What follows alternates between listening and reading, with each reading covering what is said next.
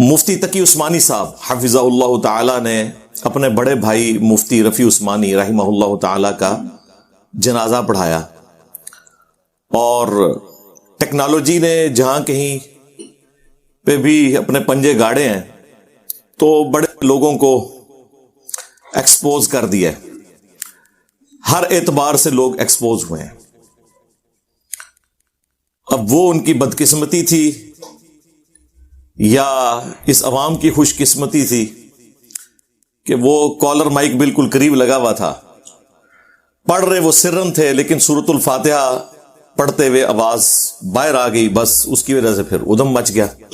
عین ممکن ہے انہوں نے جان بوجھ کے خود تھوڑا سا اونچا پڑھا ہو، لیکن وہ اونچا پڑھنے کی ضرورت نہیں ہے، وہ پڑھ رہے ویسے سرگوشی میں تھے، لیکن وہ آواز باہر آئی، اور جو فرقہ باز ہوتے ہیں ان کے تو کان فوراً کھڑے ہو جاتے ہیں کہ یہ کیا ہو رہا ہے۔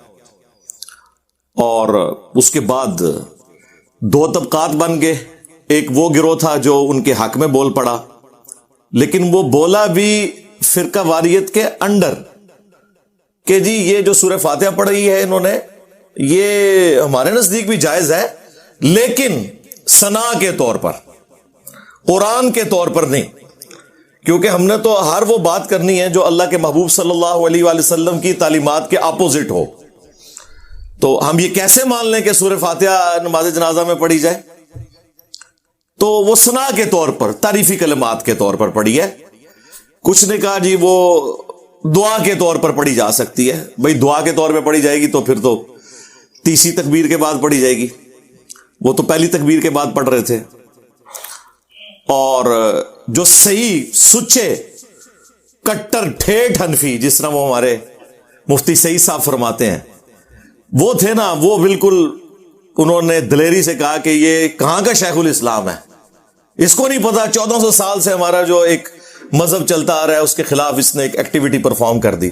سرکار 1400 سال نہیں، نا یہ 1100-1200 سال، جو بخاری مسلم میں حدیث ہے سب سے بہتر زمانہ میرا، پھر میرے صحابہ کا، پھر تابعین کا، پھر تبع تابعین کا، اس کے بعد جھوٹے لوگ پیدا ہوں گے، امانت میں خیانت کریں گے اور موٹاپے کو پسند کریں گے۔ یہ اس زمانے کی آپ کی بنائی ہوئی فقہ ہے۔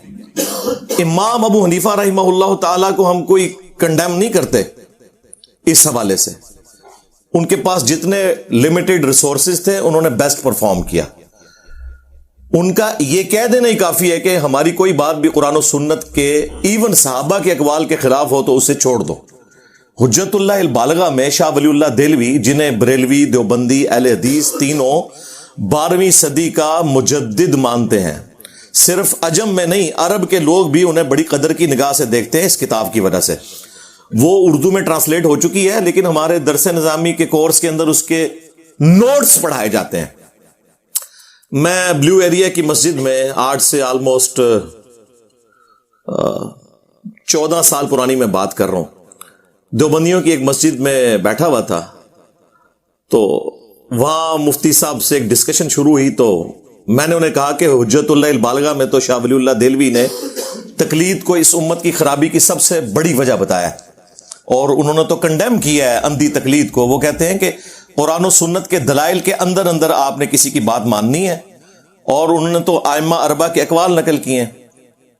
وہ بندہ انکاری ہو گیا، وہ کہتا ہے میں نے پڑھی ہوئی ہے۔ میں نے کہا آپ نے پڑھی نہیں ہوگی، آپ نے صرف نوٹس پڑھے ہوں گے، لے کے آئے حجت اللہ البالغہ میں آپ کو نکال کے دیتا ہوں۔ خیر وہ اٹھے نہیں پھر وہاں سے لینے کے لیے، کیونکہ انہیں اندازہ ہو گیا کہ ہمارے ساتھ کام ہمارے بڑوں نے ڈالا ہوا ہے۔ یہ ان لوگوں کا حال ہے۔ تو شاہ ولی اللہ دہلوی نے ایک چیپٹر اس میں یہ بھی باندھا ہے کہ امام شافعی رحمۃ اللہ علیہ نے جب فقہ حنفی کو اور فقہ مالکیہ کو دقت نظر سے پڑھنا شروع کیا تو انہیں اندازہ ہو گیا کہ اس کے اندر تو کئی ایک چیزیں ہیں جو صراحتاً مرفوع احادیث کے خلاف ہیں۔ پھر انہوں نے اس کی کھوج لگائی کہ یہ ٹوٹی کمند کہاں، تو انہیں اندازہ ہوا کہ امام مالک اور امام حنیفہ، ان کے اندر ایک کمزوری تھی کہ وہ تابعین کے اقوال سے بھی حجت پکڑتے تھے۔ یہ کوئی ایسی کمزوری نہیں ہے جسے کوئی کمزوری کہا جائے، لیکن جب صحیح احادیث آ جائیں تو پھر تو تابعین کے وہ قیاس یا ان کے کیے ہوئے اجتہاد تو قبول نہیں کیے جائیں گے۔ تو پھر انہوں نے اس کی ریمیڈی کی۔ اسی لیے آپ کو فقہ شافعیہ میں اور فقہ حنبلیہ کے اندر بہت کم کمزوریاں نظر آئیں گی، اور اس کو ایپیکس پہ پہنچایا امام بخاری اور امام مسلم نے. انہوں نے تو پھر کسی کو نہیں چھوڑا, سب سے اختلاف کیا. اور اسی وجہ سے شاہ ولی اللہ دہلوی نے اس میں یہ بھی سجیسٹ کیا کہ میری رائے یہ ہے کہ اب جب کہ ہمارے پاس احادیث کا خزانہ آ چکا ہے, ہمیں چاہیے کہ ہم ان سارے فقہاء کرام کی تعلیمات کو جوڑ کر احادیث کی روشنی میں دیکھیں اور ایک نئی فقہ مرتب کریں, جس میں جو مسئلے امام حنیفہ کے درست ہیں وہ لے لیے جائیں, جو امام شافعی کے درست ہیں وہ لے لیے جائیں. سرکار یہی بات تو ہم کر رہے ہیں, اور شاہ ولی اللہ دہلوی لکھ کے گئے ہیں. لیکن سرکار شاہ ولی اللہ وائرل نہیں ہوئے تھے نا, انجینئر صاحب وائرل ہو گئے ہیں. مسئلہ یہ ہے کہ ایک سیکیورٹی گارڈ بھی انجینئر صاحب کی ویڈیو دیکھ رہا ہے, ایک جنرل بھی ویڈیو دیکھ رہا ہے, ایک سپریم کورٹ کا جج بھی دیکھ رہا ہے, ایک ریڑھی مان بھی دیکھ رہا ہے, ایک ڈاکٹر بھی دیکھ رہا ہے, ایک انجینئر بھی دیکھ رہا ہے. اور وہ مولوی جو کہ قرآن و سنت کے دشمن ہیں وہ نہیں دیکھ رہے یا چھپ چھپ کے دیکھ رہے ہیں, لیکن ان کے بچے ضرور دیکھ رہے ہیں, کیونکہ ہم ان کی بیٹھکوں میں ان کی اجازت کے بغیر یوٹیوب کے ذریعے موبائلوں میں داخل ہو چکے ہیں الحمدللہ. تو اب اس وجہ سے زیادہ فتنہ کھڑا ہو گیا, یعنی وہ پنجابی والا فتنہ نہیں, عربی والا آزمائش. تو یہ ان لوگوں کی حالت ہے, یہ یعنی صفائیاں پیش کر رہے ہیں کہ فقہ حنفی بھی صحیح ہے اور مفتی صاحب بھی صحیح ہیں, اور جو کٹر ٹھیٹ سچے حنفی ہیں وہ کہہ رہے ہیں نہیں مفتی صاحب کی ایسی کی تیسی.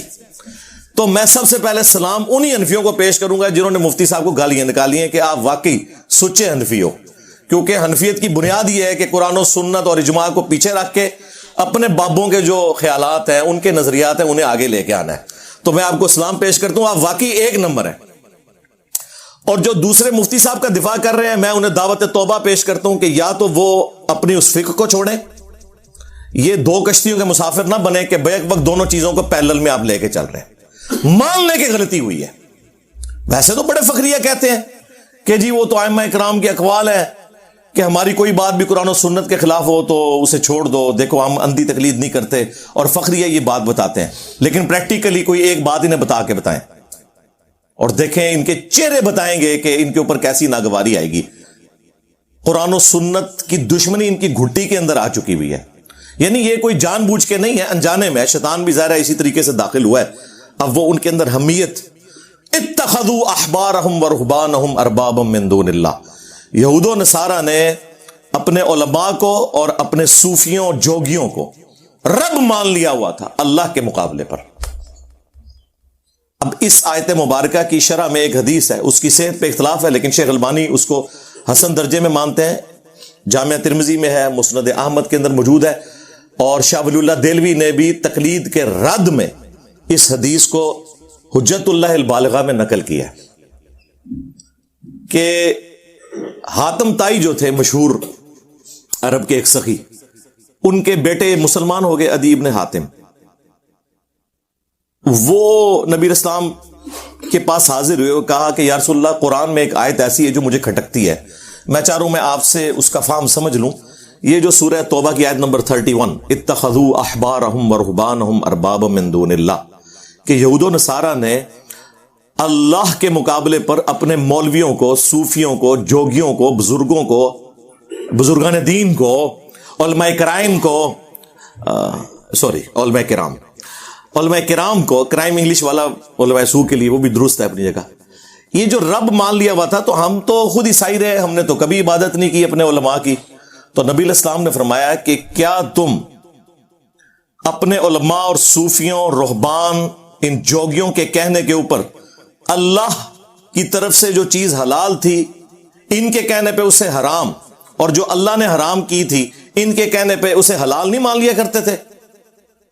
ان کا یا رسول اللہ ایسے ہی تھا. تو فرمایا یہی تو رب بنانا ہے, کیونکہ شریعت کا کسٹوڈین اللہ ہے, وہ ڈیسائیڈ کرے گا کہ رب ماننا ہے ان کو. نہیں جی, نبی علیہ السلام نے آپ کا ایک مسئلہ حل کر دیا. جو میرے اوپر بڑی تہمت لگاتے ہیں نا, یہ کہتا ہے جی وہ ڈائریکٹ دیکھیں کہ قرآن و سنت میں کیا ہے, بزرگان دین سے اور علماء سے پوچھ کے نہ چلیں. تو نبی علیہ السلام نے تو کہا کہ یہ جو پوچھ کے چل رہے ہو نا, دیکھ لو کہ یہ جو پوچھ کے چل رہے ہو وہ صحیح بات بتا رہے ہیں یا اللہ کی وحی کے خلاف بتا رہے ہیں. تبھی کہا نا کہ تم اپنے علماء کی باتوں کو اللہ کی شریعت کے خلاف مان لیا کرتے تھے. تو اس کا مطلب ہے کہ ہر بندے نے دیکھنا ہے کہ یہ مولوی کوڑ پہ مار رہا ہے یا سچ پہ کہندا ہے. یہی مطلب ہوا نا.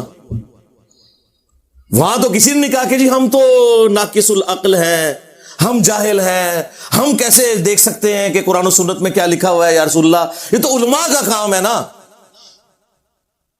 تو دیکھ لیں، اس سے یہ بھی رزلٹ نکلتا ہے۔ اور ڈگری ان کی، اس کی اوقات یہ ہے کہ بریلوی دیوبندیوں کو جاہل کہتے ہیں، دیوبندی بریلویوں کے علماء کو جاہل کہتے ہیں، سنی شیعہ کے، شیعہ سنی کے۔ یہ ٹوٹل اوقات ہے ان کی ڈگریوں کی۔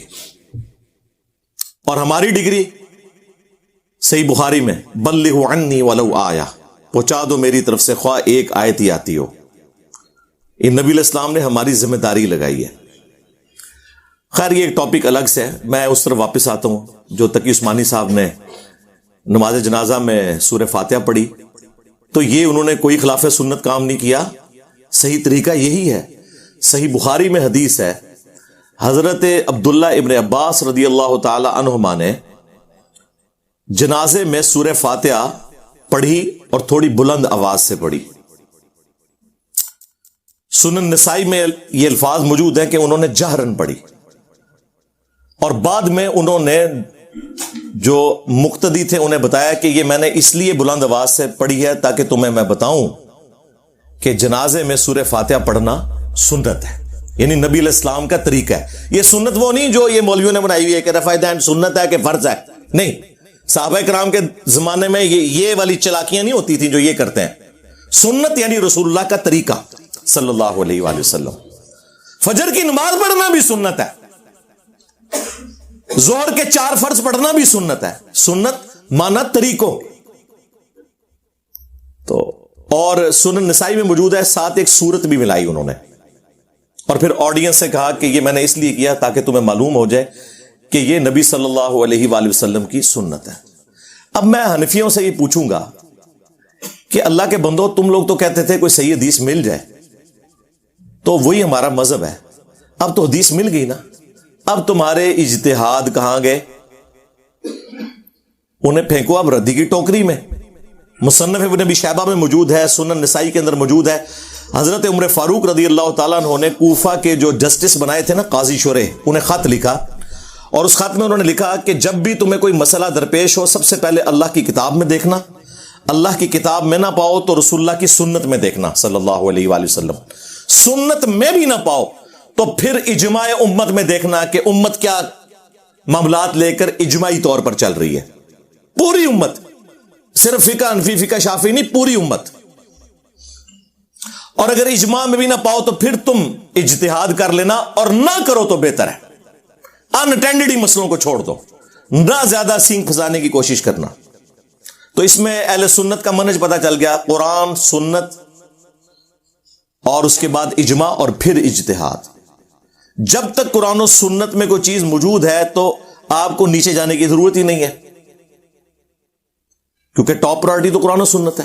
اور یہ حدیث اس بات پر دلالت کرتی ہے کہ یہ سنت ہے کہ نماز جنازہ کے اندر سورہ فاتحہ پڑھی جائے۔ اہل حدیث حضرات پڑھتے ہیں، علماء عرب بھی پڑھتے ہیں، یہاں پہ انہوں نے اپنی نشانی بنائی ہوئی تھی۔ بخاری مسلم دونوں میں حدیث ہے کہ نبی صلی اللہ علیہ وآلہ وسلم جنازے میں 4 تکبیرات کہا کرتے تھے، اور ایک حدیث صحیح مسلم کی ہے جس میں ہے کہ نبی علیہ السلام جنازے میں 5 تکبیرات بھی کہا کرتے تھے، یعنی یہ دونوں عمل ثابت ہیں، 4 تکبیرات بھی اور 5 بھی۔ ہمارے جو استاد تھے شیخ زبیر لیزئی رحمہ اللہ تعالی، ان کے جنازے میں 5 تکبیرات ہوئی تھی، انہوں نے وصیت کی تھی کہ میرے جنازے میں 5 تکبیرات ہونی چاہیے، یہ سنت بھی زندہ ہو۔ اہل تشیع تو 5 تکبیرات ہی کہتے ہیں، اہل سنت کے ہاں عموماً 4 تکبیرات ہی کہی جاتی ہیں۔ ہاں اہل حدیث حضرات کو چونکہ سنت کا پتہ ہے تو وہ 5 پہ بھی عمل کرتے ہیں، 4 پہ بھی عمل کرتے ہیں۔ اور اس میں آپ نے پہلی تکبیر کے بعد سورۃ الفاتحہ اور ساتھ ایک سورت ملانی ہے۔ ثنا پڑھنا کوئی ثابت نہیں ہے، اور جو ان کی ثنا ہے نا وجل ثناؤ کا، وہ تو ویسے ہی کوئی نہیں ثابت۔ ویسے نماز میں ہے ثنا، جامعہ ترمذی کے اندر ہے، صحیح مسلم میں بھی موجود ہے، سبحانک اللہم وبحمدک وتبارک اسمک وتعالی جدک ولا الہ غیرک، عام نمازوں کے لیے۔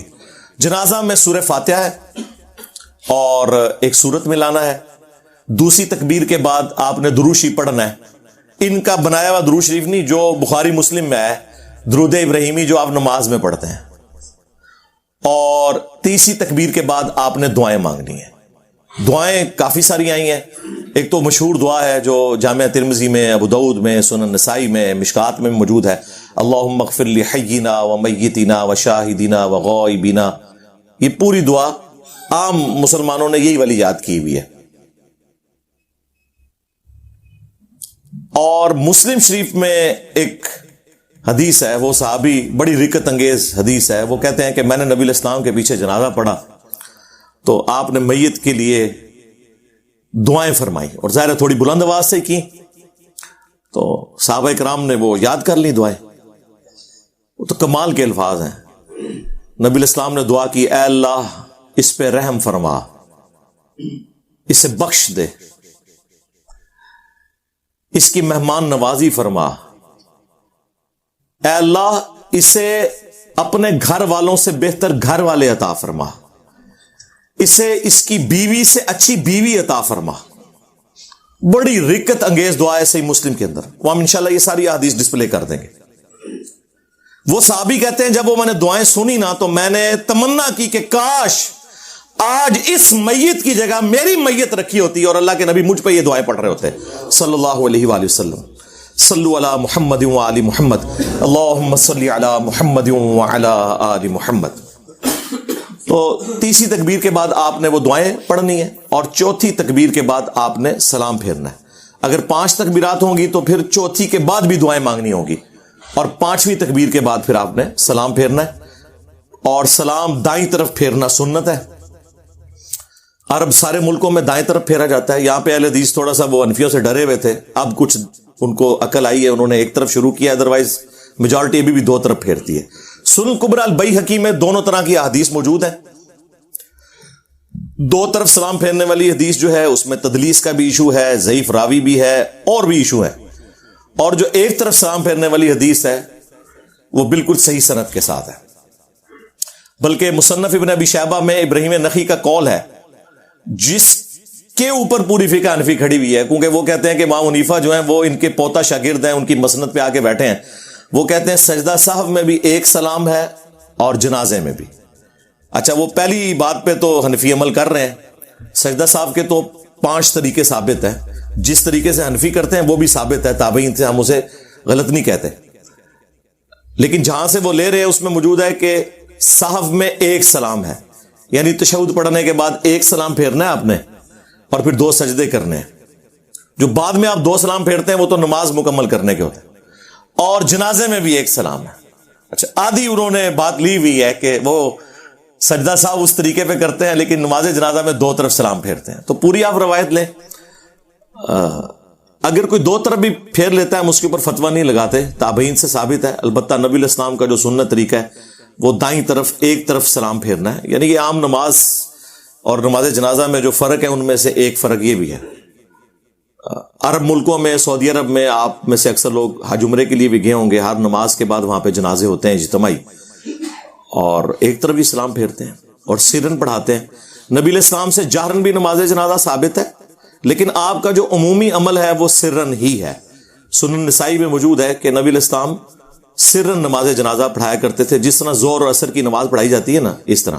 لیکن آپ جہرن بھی بعض اوقات پڑھاتے تھے. وہ تعلیم کے طور پہ بھی ہوتا تھا اور جواز کے طور پر بھی، دونوں طریقے سے ثابت ہے. جس طرح اہل حدیث تو عموماً ایک طریقے کو فالو کرتے ہیں، حنفی بھی خاص ایک ہی طریقے کو فالو کرتے ہیں. دونوں طریقے درست ہیں. اہل حدیث کے پیچھے آپ جنازہ پڑھیں تو آپ کو لگتا ہے آپ جنازہ پڑھ کے نکلیں. اور دیوبندی اور بریلوی علماء جنازہ ان کا ہوتا ہے تقریباً 40 سیکنڈ کا، اور اس کے بعد 5 منٹ کی دعا ہو رہی ہوتی ہے. بریلوی دعا کرواتے ہیں، دیوبندی اعلانات کرتے رہتے ہیں کہ جی 3 دن بعد یہ ہوگا اور 5ویں دن یہ ہوگا اور فلاں چیز یہ ہوگی. حالانکہ سنت یہ ہے کہ آپ نے جنازے کے بعد دعا نہیں کرنی بلکہ میت کو قبرستان لے کے جانا ہے. اور سنن نبی داؤد میں موجود ہے کہ دفنانے کے بعد اس کی قبر پہ کھڑے ہو کر اس کے لیے دعا کرنی ہے. نبی اسلام نے فرمایا کہ اب اسے آزمایا جائے گا، اس سے سوالات پوچھے جائیں گے، تم اپنے بھائی کی قبر کے سوالوں کی استقامت کے لیے دعا کرو. وہاں پہ سنت ہے.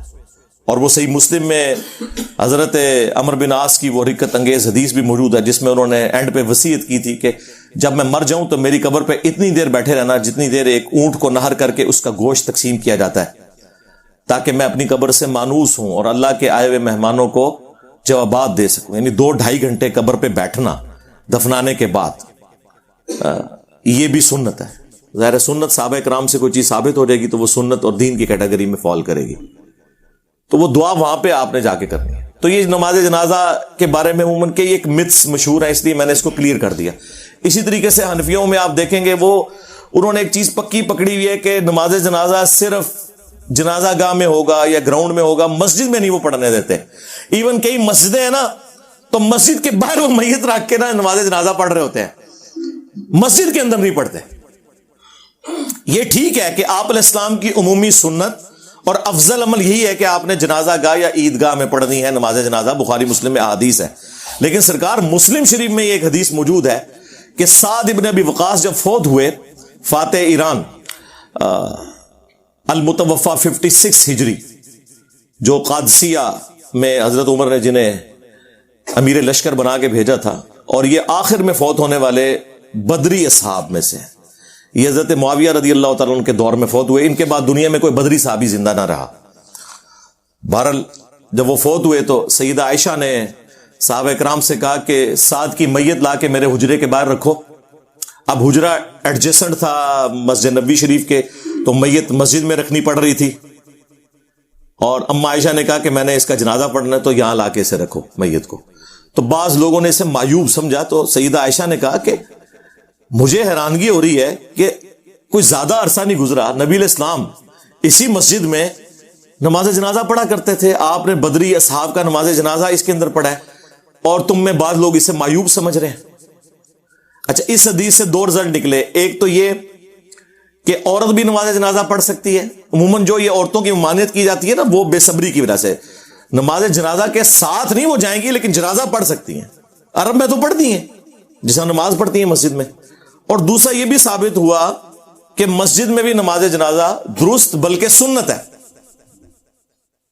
اور تیسری ایک اور بات بھی ثابت ہوئی کہ جو کیڑے نکالنے والے ہیں نا، اور قرآن و سنت کو کم فہمی کی وجہ سے اگنور کرنے والے ہیں، وہ اس زمانے میں بھی موجود تھے. ظاہر ہے وہ بریلوی دیوبندی تو نہیں تھے نا جو مخالفت کر رہے تھے. ہاں، ظاہر ہے نیو مسلم ہوں گے، انہیں ان چیزوں کا اتنا آئیڈیا نہیں ہوگا. اور اما عائشہ نے ان کی سلام اللہ علیہا اصلاح فرمائی. تو یہ ساری چیزیں بھی ساتھ میں اس لیے کلیئر کر رہا ہوں تاکہ آپ کو یہ جو متس مشہور ہوئی ہیں نا عجیب و غریب قسم کی عوام الناس کے اندر، وہ آپ کو کلیئر ہو کہ یہ قرآن و سنت کی تعلیمات بالکل اس حوالے سے واضح ہیں کہ آپ نے سنت طریقے پہ کس طریقے سے نماز جنازہ کو ادا کرنا ہے. باقی نبی صلی اللہ علیہ وآلہ وسلم کے بارے میں بھی، اور عبداللہ ابن عمر سے بھی آتا ہے المصنف ابن ابی شیبہ میں، المصنف عبد الرزاق کے اندر، کہ وہ ہر تکبیر کے اوپر رفع الیدین بھی کرتے تھے. یعنی آپ نے جتنی تکبیرات کہنی ہے نا، تو اللہ اکبر کے ساتھ آپ نے ہاتھوں کو بھی بلند کرنا ہے. نماز جنازہ ہو، نماز عیدین ہو، قیام کی حالت میں جب بھی تکبیر کہی جائے گی نا، تو آپ نے رفع الیدین کرنا ہے. یہ اصولی حدیث سنن نبی داؤد کے اندر موجود ہے کہ نبی علیہ السلام رکوع سے پہلے جب بھی تکبیر کہتے تھے نا، تو رفع الیدین کرتے تھے. کوئی بھی تکبیر ہوتی تھی، چاہے وہ عیدین کی ہو، چاہے وہ جنازہ کی ہو، ایون وطر کی دعا سے پہلے بھی اگر آپ تکبیر کہیں تو آپ رفع الیدین کریں اور اس کے بعد دعائے قنوت پڑھیں. تو یہ سنت ہے. اس کے بعد آپ کی مرضی ہے، آپ نے ہاتھ باندھ کے نماز جنازہ پڑھنا یا ہاتھ کھول کے. وہ عام نماز میں بھی دونوں طریقے سے سنت ہے. میری اس کے اوپر کئی ایک ویڈیوز ریکارڈڈ ہیں، وہ آپ دیکھ سکتے ہیں. باقی فقہ حنفی والوں کو ہم ریکویسٹ کریں گے کہ آپ ذرا اپنے بابا جی، جنہیں سارے بابا مانتے ہیں، شاہ ولی اللہ دہلوی، ان کی کتاب حجت اللہ البالغہ پڑھ کے تو دیکھیں. انہوں نے تقلید کے بارے میں جو طبیعت آپ لوگوں کی صاف کی ہوئی ہے نا، انہوں نے کہا کہ امت کی گمراہی کی سب سے بڑی وجہ یہ اندھی تقلید ہے. ہاں، انہوں نے کہا کہ واجب ہے لوگوں کے اوپر کہ جب انہیں سنت پہنچ جائے تو وہ سنت کے مطابق عمل کریں، اپنے امام کے اقوال کو چھوڑ دیں. اور انہوں نے اس میں لکھا ہے جو بخاری اور مسلم سے بغض رکھے وہ سنیت سے خارج ہے. اور اس پہ اجماع ہے کہ بخاری اور مسلم کی تمام متصل الاسناد احادیث قطعی الصحت ہے. ان سے بغض رکھنے والا بدعتی ہے، وہ سنی نہیں ہو سکتا. تو مجھے بتائیں کون بغض رکھ رہا ہے؟ عزتیں اویل کر رہے ہیں قرآن و سنت کے نام کے اوپر، چندے اکٹھے کر رہے ہیں قرآن و سنت کے نام کے اوپر، سواریاں سوار کر رہے ہیں مکے اور مدینے کی آوازیں لگا کے، اور پھینکتے کہاں ہیں؟ دیوبند اور بریلی میں جا کے۔ اور جو شخص انہیں کہتا ہے کہ بھائی ان بابوں سے دستبردار ہو، اپنی نسبت اس کے ساتھ مضبوط کرو جس کی قبر مدینے میں صلی اللہ علیہ وآلہ وسلم، تو یہ کہتے ہیں کوئی نیا فرقہ لے کے آ گیا۔ نیا نہیں لے کے آیا سرکار، یہ مرنے سے پہلے اے مسلمان کر لے اس پہ غور، کتابوں کا خدا اور ہے، بابوں کا خدا اور۔ بابے بھی اسی خدا کو مانتے ہیں، لیکن ان کوالٹیز کے ساتھ نہیں جو وحی کے ذریعے آئی ہیں، بلکہ ان کوالٹیز کے ساتھ جو ان کے بزرگوں نے تعلیم فرمائی ہیں۔ تو دیکھیں سرکار، پھر اللہ نے تو بلا کیڑی چھڑی ہے، ہاں جڈی گمراہی سی نہ اڈی وڈی بلا چھڑ دیتی ہے۔ میرے نبی سا ہے ہی کوئی نہیں، تیرے بابے تے شے ہی کوئی نہیں، ٹھیک ہے نا؟ ہاں، تو وہ آپ یہ دیکھیں، یہ جب کبھی گمراہی بڑے لیول کی آتی ہے نا، تو اس کے آگے پھر ہرڈل اور رکاوٹ، اور اسے ختم کرنے کے لیے اسی لیول کی بڑی آواز پھر بلند ہوتی ہے۔ اور یہ یقین کریں کہ مجھے بھی نہیں پتا کہ مجھے کس طریقے سے اللہ تعالیٰ نے لا کے تو اس پلیٹ فارم پہ اتنی دلیری کے ساتھ کھڑا کر دیا۔ یہ انسان اپنی مرضی سے کچھ نہیں کر سکتا، اللہ تعالیٰ وقت کے ساتھ حالات و واقعات فیوریبل کرتا ہے۔ ظاہر ہے کہ ابھی اس وقت جو ہم باتیں کر رہے ہیں، آج سے 15-20 سال پہلے تو تصور ہی نہیں تھا، ملک کے حالات ہی ایسے نہیں تھے۔ ہر چیز فیوریبل ہوتی ہے، اللہ تعالیٰ کی تائید شامل ہوتی ہے، تو پھر یہ معاملات بہتری کی طرف جاتے ہیں۔ تو ہم ان کو بار بار یہ چیز سمجھا رہے ہیں کہ اللہ سے ڈر جائیں، اپنی اصلاح کریں، اور جو آپ فخریہ بتاتے ہیں کہ ہم اندھے مقلد نہیں ہیں، اور کئی جگہ پہ واقعی آپ لوگوں نے اپ رائٹ ہونے کا ثبوت دیا ہے۔ مثلا فقہ حنفی کے 3 بڑے مسائل ایسے ہیں جس سے وہ خود رجوع کر چکے ہیں۔ نمبر 1، مدینے کو حرم امام حنیفہ رحمۃ اللہ علیہ نہیں مانتے تھے، فقہ حنفی والے مانتے ہیں۔ بخاری مسلم میں 50 سے زیادہ احادیث ہیں کہ مدینہ حرم ہے۔ نبی علیہ السلام نے کہا اے اللہ، ابراہیم علیہ السلام نے مکے کو حرم بنایا تھا، میں مدینے کو حرم بناتا ہوں۔ اے اللہ، مدینے کے مد میں برکت عطا فرما، اس کے سا میں برکت عطا فرما۔ یہ میئرمنٹس کے انسٹرومنٹس تھے، جس طرح کلو گرام اور لیٹرز ہیں۔ اے اللہ، مدینے کی محبت ہمارے دل میں مکے کی طرح کر دے، بلکہ اس سے بھی زیادہ کر دے۔ کتنی دعائیں آپ نے فرمائی۔ تو آج بریلوی دیوبندی حنفی جو ہیں وہ مدینے کو حرم مانتے ہیں۔ دوسرا، امام حنیفہ رحمۃ اللہ علیہ شوال کے 6 روزوں کو بدعت سمجھتے تھے۔ ایون امام مالک جو مدینہ شریف میں رہتے ہیں، وہ الموطا امام مالک میں لکھ رہے ہیں کہ میں نے اہل مدینہ کو شوال کے 6 روزے رکھتے ہوئے نہیں پایا، حالانکہ اب سب رکھ رہے ہیں۔ بخاری کو چھوڑ کے باقی جو 5 کی 5 کتابیں اہل سنت کی، مسلم، ابو داؤد، ترمذی، نسائی، ابن ماجہ میں یہ حدیث موجود ہے کہ جو رمضان کے بعد شوال کے 6 روزے رکھ لے، وہ ایسا ہے جیسا کہ پورے سال کے روزے اس نے رکھے، اور پوری زندگی رکھتا رہے تو پوری زندگی کے روزے۔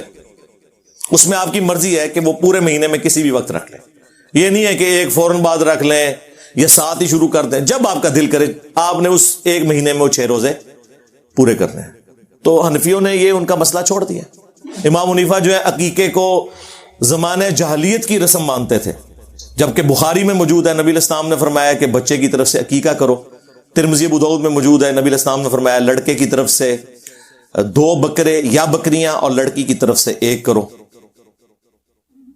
بچے کی جان گروی ہوتی ہے عقیقے کے عوض خون بہاؤ۔ خون مانا ہے نہیں پوری جان دینی ہے آپ نے، یہ گائے میں اسے نہیں ڈالنے، بکرا یا بکری۔ تو یہ 3 مسئلے ایسے ہیں جو چھوڑ دیے انہوں نے۔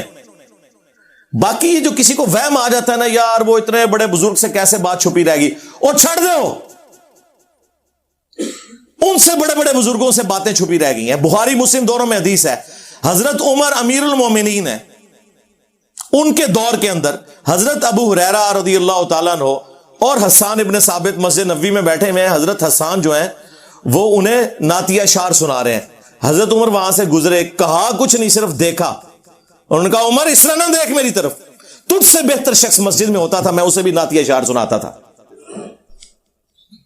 حضرت عمر کا اتنا روب ہے، اور دیکھیں حضور کے سٹوڈنٹس کتنے دلیر ہیں، یعنی یہ وہی ہے، یہ شاعری کوئی نہیں، ہاں یہ وہی ہے۔ ہاں تو حضرت عمر نے کہا کہ اپنا گواہ لے کے آؤ۔ انہوں نے کہا یہ ابو ہریرہ بیٹھے ہیں، ان سے پوچھے۔ تو حضرت ابو ہریرہ نے کہا کہ میں گواہی دیتا ہوں کہ نبی علیہ السلام نہ صرف حضرت حسان سے نعتیہ شعر سنتے تھے، بلکہ دعا فرمایا کرتے تھے، اے اللہ حسان کی مدد فرما روح قدس کے ذریعے، جس طرح تو نے عیسیٰ ابن مریم کی مدد فرمائی تھی، وہ ایدناہ بروح القدس۔ تو حضرت عمر وہاں سے چلے گئے، انہوں نے یہ نہیں کہا کہ علیکم بسنتی و سنت الخلفاء الراشدین المہدیین، انہیں پتا تھا کہ یہ اسی صورت میں ہے جب قرآن و سنت کے انڈر ہو، جہاں کی مجھ سے مس ہینڈلنگ ہوگی تو میں رجوع کروں گا۔ دوسرا اس سے یہ رزلٹ نکلا کہ بڑے سے بڑے شخص سے بھی حدیث چھپی ہو سکتی ہے۔ حضرت عمر سے بڑا کون تھا؟ تو اگر حضرت عمر کو حدیث نہیں پتا تھی تو امام حنیفہ کو اگر کوئی حدیث نہیں پہنچی تو اس میں کون سا مسئلہ ہے؟ اور تیسرا، حضرت ابو ہریرہ کو حجت مانتے تھے حضرت عمر، لہذا وہ جو ان کے بارے میں پروپیگنڈا ہوتا ہے کہ وہ ان کی حدیثیں قبول نہیں کرتے تھے، یہ بالکل غلط بات ہے۔ ویسے الگ سے اس پہ میری ویڈیو ریکارڈ ہو چکی ہے۔ ایک اور مثال، وہ بھی بخاری مسلم دونوں میں، حضرت ابو ہریرہ نبی الاسلام کی وفات کے بعد 30 سال تک یہ فتویٰ دیتے تھے کہ جس شخص کے اوپر غسل فرض ہو وہ روزہ نہیں رکھ سکتا۔ 30 سال میں نے کیلکولیٹ کیے، کیونکہ اس وقت مدینے کا گورنر مروان بن حکم تھا، اور مروان بن حکم حضرت معاویہ کے دور میں رضی اللہ تعالیٰ عنہ گورنر مدینہ بنا۔ حضرت عائشہ تک جب بات پہنچی تو انہوں نے فرمایا کہ نبی علیہ السلام تو جنبی ہوتے تھے اور فجر کا وقت داخل ہونے کے بعد غسل اتارا کرتے تھے اور روزہ رکھ لیا کرتے تھے۔ جب حضرت ابو ہریرہ تک یہ بات پہنچی تو انہوں نے اپنے فتوے سے رجوع کر لیا۔ یار اگر حضرت ابو ہریرہ جو سب سے زیادہ احادیث روایت کرنے والے ہیں ان سے کوئی حدیث چھپی رہ گئی ہے، سرکار تو آڑے بابے تے شاہی کوئی نہیں۔ دیکھو کیسا یونیورسل جملہ آپ کو دیا ہے، ابو ہریرہ جیسا ہے ہی کوئی نہیں، تیرا بابا تے شاہی کوئی نہیں۔ ان سے بھی تو رہ گئی نا ایک بات، اوور لک ہوگی۔ اس طرح کی کئی ایک مثالیں، میں نے مسئلہ 197 ریکارڈ کروا دیا، جسے شوق ہے نا، مسئلہ 197، اماموں کی 4 اماموں کی تقلید اور اماموں کی گستاخی کا الزام۔ بھائی اماموں کی گستاخی تو آپ لوگ کر رہے ہیں، اماموں نے کب کہا ہے کہ آپ انہیں اللہ اور اس کے محبوب صلی اللہ علیہ وآلہ وسلم کے مقابلے پہ پوجنا شروع کر دیں؟ انہیں تو اپنی آخرت کی فکر تھی، انہوں نے کب اس طرح کی تعلیمات دی ہیں؟ یہ آپ لوگوں نے ان کے ساتھ غلط چیزیں منسوب کر دی ہیں۔ بخاری مسلم میں حدیث ہے، مولا علی اس کے راوی ہیں، وہ کہتے ہیں کہ ایک انصاری کو نبی الاسلام نے امیر بنا کے بھیجا، کچھ صحابہ کو ایک مہم پر روانہ کیا، اور اس امیر کو اتنا غصہ آیا کہ اس نے اپنے سب آرڈینیٹس کو کہا کہ ایک آگ کا الاؤ جلاؤ، اور جب خوب بھڑک گیا تو اس نے کہا کہ میں تمہارا امیر ہوں، میری اطاعت رسول اللہ کی اطاعت اور رسول اللہ کی اطاعت اللہ کی اطاعت ہے، اور میری نافرمانی رسول اللہ کی نافرمانی اور رسول اللہ کی نافرمانی اللہ کی نافرمانی ہے۔ اب میں تمہیں حکم دیتا ہوں کہ اس آگ میں کودو۔ تو وہ انفی ہوتے تو شاید کود ہی جاتے ہیں، ویسے انہیں بھی نہیں کودنا، ایک گالی کر دیں تقلید دی۔ تو انہوں نے کہا کہ ہم آگ سے بچنے ہی کے لیے تو رسول اللہ کے دامن کرم میں آئے تھے، تو پھر ہمیں آگ میں پھینک رہا ہے، تو ہمارا امیر ہے لیکن تیری یہ بات نہیں مانیں گے۔ واپسی پہ جب نبی الاسلام کی خدمت میں یہ مقدمہ پیش ہوا تو بخاری مسلم کے الفاظ ہیں، نبی الاسلام نے فرمایا اگر تم اس آگ میں کود جاتے تو سیدھا جہنم کی آگ میں جا کے نکلتے۔ اللہ کی نافرمانی میں مخلوق کی اطاعت نہیں ہے، مخلوق کی اطاعت صرف معروف میں ہے، منکر میں نہیں ہے۔ تو مفتی تقی عثمانی صاحب مبارکباد کے مستحق ہیں کہ انہوں نے ایک جرت دکھائی ہے، کئی ایک معاملات میں پہلے بھی انہوں نے جرت دکھائی ہے، یہاں پہ بھی جو انہوں نے جرت دکھائی ہے ہم انہیں اپریشیٹ کرتے ہیں۔ اور ظاہر ہے ایک بڑا بندہ جب کوئی کام کرتا ہے تو اس کی وجہ سے پھر ایک چیز موضوع بحث بن جاتی ہے، لوگوں کے دماغوں کی گرہ کھلنا شروع ہو جاتی ہے۔ یہ ایک بہت بڑا ذریعہ تھا، اور پھر آپ کو پتا ہے کہ ہمیں فل ٹاس ملے تو ہم باؤنڈری سے نہیں اسٹیڈیم سے باہر پھینکتے ہیں، ٹھیک ہے نا؟ تو اونٹ تجھے فل ٹاس مارو پاویں یارکر مارو، میں اوور پچ بنا لینی ہے، ہاں کوئی شے آوے صحیح، کیونکہ یہ ایک موقع ہوتا ہے آپ لوگوں تک بات پہنچانے کا۔ اور آپ دیکھیں کتنی تبدیلی آ رہی ہے، لوگوں کے اصلی چہرے سامنے آ رہے ہیں۔ یعنی وہ ایک مفتی جس کے اکثر سکینڈل عورتوں کے ساتھ نکلتے ہیں، اور ملتان کا نام لیے بغیر اس کی آڈیو لیکس ہوئی ہیں جس میں اس نے کہا یہ کہاں کا شیخ الاسلام ہے، اس نے بڑے بڑے گندے الفاظ ان کے بارے میں استعمال کیے ہیں۔ تو میرا خیال ہے یہ بات ہمارے اسٹوڈنٹس کو اور باقی امت کو بتانے کے لیے کافی ہے کہ اگر ایک فرقے کا مفتی اعظم پلانٹ ارتھ دیوبند مفتی تقی عثمانی ایک مسئلے میں فقہ حنفی سے ذرا سا ڈیویٹ کرے تو اس کے اپنے علماء اسے شیخ الاسلام سے نہیں اسلام سے ہی خارج کر دیتے ہیں. تو سرکار مجھے آپ کو کہاں سے انہوں نے قبول کرنا ہے؟ لہذا جہاں کہیں آپ کو کوئی وہم ہے نا کہ ان کے ساتھ کوئی مل بیٹھ کے کوئی بات ہو سکتی ہے، نا، ایک کہانی ختم. ان کے ساتھ کوئی کمپرومائز نہیں ہو سکتا.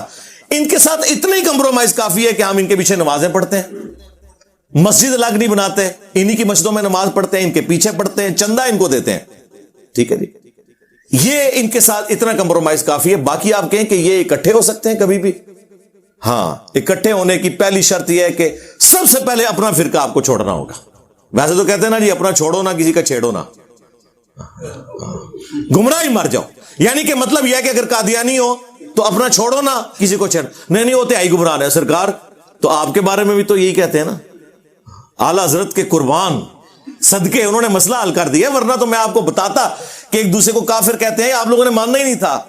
یہ کفر سے بھی آگے احکام شریعت میں اعلی حضرت فاضل بریلوی المتوفا 1340 ہجری بمطابق 1921 ان کی ڈیتھ ہوئی. 101 سال ہو چکا ہے. کچھ عرصہ پہلے انہوں نے اعلی حضرت کا وہ 100 سالہ جشن اعلی حضرت بھی منایا ہے. انہوں نے احکام شریعت میں جو فتووں کی ان کی کتاب ہے، یہ ملفوظات شریف نہیں ہے، خود فتوے لکھے ہیں. ان سے پوچھا گیا کہ یہ جو ذبیحہ ہے وہابیہ کا، اس کے بارے میں آپ کا کیا خیال ہے؟ تو انہوں نے کہا رکو ذرا صبر کرو ابھی بتاتا ہوں. انہوں نے کہا تو نے تو وہابیہ کا پوچھا، سن پھر دیکھ آج ہم ہر چیز کھول کھول کے تجھے بیان کریں گے. انہوں نے کہا کہ دیوبندی ہو، اہل حدیث وہابی ہو، رافضی شیعہ ہو، قادیانی ہو، نیچری ہو. نیچری وہ کہتے ہیں یہ جو سر سید احمد خان کے ماننے والے، جو نیچر میں بلیو کرنے والے، وہ ساروں کا ذکر کر. انہوں نے کہا یہ 1,00,000 دفعہ بھی اللہ کا نام لیں ذبیحہ مردار ہی رہے گا. یہ سب کے سب مرتد ہیں. مرتد کا مطلب کافر نہیں، اس سے اگلی بات کہ یہ واجب القتل ہیں. ویسے اعلیٰ حضرت سے مجھے اختلاف ہے، مرتد تب ہوتے جب یہ بریلوی چھوڑ کے ادھر آتے. مرتد کہاں سے ہوئے ہیں؟ وہ ان کا اپنا نظریہ ہے. اچھا، البتہ یہود و نصارہ کا ذبیحہ حلال ہے. یعنی اعلیٰ حضرت کے نزدیک یہود و نصارہ، اہل حدیث، دیوبند، شیعہ اور قادیانیوں سے بہتر ہے. یہ اس چکر میں پڑے ہوئے ہیں کہ یہ کوئی اتحاد امت کر لیں گے. بھائی بڑے نکال کے گئے ہوئے ہیں، اور پھر انہوں نے جو حسام الحرمین میں حرمین کی تلوار کے اندر انہوں نے تو لکھا ہے کہ ان کے کفر میں شک کرنے والا بھی کافر ہے علماء دیوبند کے. اور دیوبندیوں نے پھر اپنی روح راضی کی. المحند المفند میں انہوں نے لکھا کہ یہ جو احمد بریلوی ان کی جماعت ایک شیطانی لشکر ہے جو ہم پہ حملہ آور ہو گیا. جس طرح کے شیاطین انبیاء پر حملہ آور ہوتے تھے، یہ علماء دیوبند رضی اللہ عنہم پر حملہ آور ہوئے ہیں. 14ویں صدی کے مولویوں رضی اللہ عنہم تو ایک دوسرے کو نکالے بیٹھے ہوئے ہیں. اس لیے ان کے اوپر 4 نہیں 5 تکبیریں پڑے، ایک مجلس میں انہیں 3 طلاقیں دے کے ان سے جان چھڑا لیں. یہ ان کی اصلاح ممکن نہیں سوائے اس کے کہ آپ لوگوں کو قرآن و سنت کی تعلیمات بتائیں اور ان لوگوں کو ایکسپوز کریں کہ یہ کس طریقے سے دین کا مذاق اڑا رہے ہیں. اور یہی کام ہم کر رہے ہیں الحمدللہ. صلو علی محمد و آل محمد، اللہم صلی علی محمد وعلی آل محمد و اصحاب محمد و ازواج محمد اجمعین الی یوم الدین.